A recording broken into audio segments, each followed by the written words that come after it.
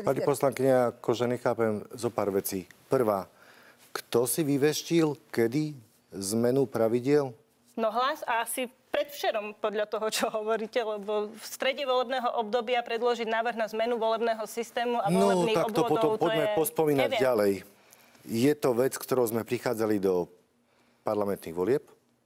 Je, či nie? Ja neviem, ja váš program nepoznám, tak to je chyba. by ste mali... Strana Hlas išla do volieb s tým, že ideme presadiť zmenu jedného volebného obvodu so zanechaním pomerného systému.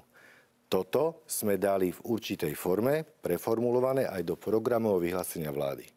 Sme kontinuálne za to, aby sme k tomu dospeli a zrušili jeden volebný obvod. To znamená, že my sme si to nevyveštili, lebo vy nesledujete politický vývoj. Druhá vec, druhá poznámka.